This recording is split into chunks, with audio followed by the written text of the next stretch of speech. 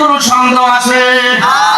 যালিকাল কিতাবু লা রাইবা ফীহি হুদাল লিল মুত্তাকিন।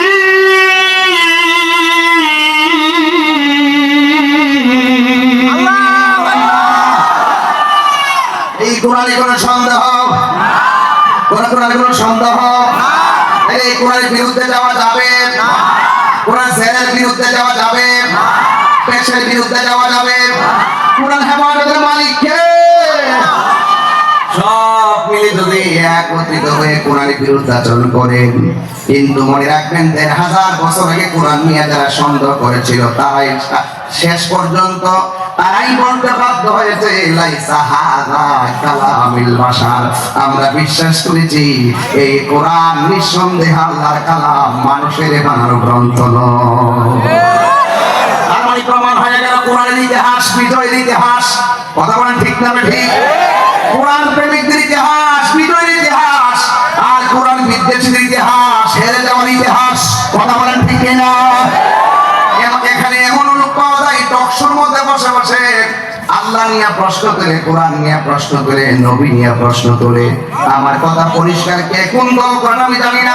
কেউ যদি কোরআনের বিরুদ্ধে কথা বলে, নবীর বিরুদ্ধে কথা বলে, আল্লাহর বিরুদ্ধে কথা বলে, কে কোন দলিল না বইন না হাবিন না আমি এটা বুঝবো না। সবাই মিলেমিশে রাজপথে তার বিরুদ্ধে রুখে দাঁড়াতে হবে। এরপর এসে আমাদের সাথে মিলাদ নিয়ে বসবো সালাম এগুলো আমরা বসবো, বসলে আধা ঘন্টার ভিতরে সমাধান হয়ে যাবে।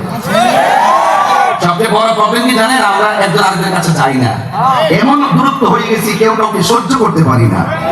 আজকে আমি ঘরে যখন বসলাম পিছনে হুজুরের সাথে, একজন লোক এসে আমাকে বলছে, হুজুর আমি কবি মাদ্রাসার ছাত্র, আপনার ভক্ত।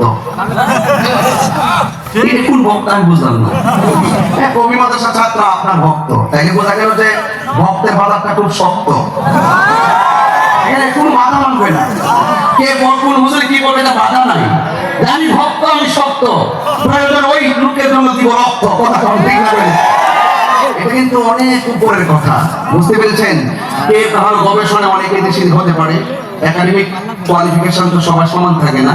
আমার অযোগ্য হতে পারে আমি, কিন্তু ব্যক্তি হিসাবে যে অ্যামাজিং হয়, আপনি আমার কথা যদি একটা ভালো লাগে, একটা গ্রহণ করার মাধ্যমে আপনি আমার ভক্ত হয়ে যেতে পারেন। কথা বলেন ঠিক না?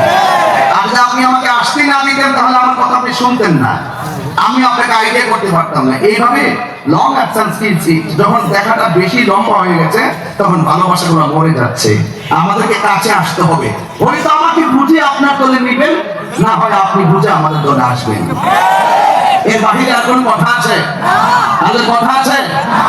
কনসেপ্টটা ক্লিয়ার। এবার আসেন আরেকটু সামনে দেখি আল্লাহ কি বলছেন। এই কোরআনে কোনো সন্দেহ? কোরআন নাযিলের মাসের নাম কি? কোরআন নাযিলের মাসের নাম কি? আরে রমজান মাস সম্পর্কে আল্লাহ বলেন, ফামান শাহিদা মিনকুমুশ শাহরা ফালইয়াসুম। যখন তোমরা রোজার মাস পাবে তখন তোমরা রোজা রাখবে। আপনারা জবান খুলে বলেন এক মাস সিয়াম সাধারণ মাসের নাম কি?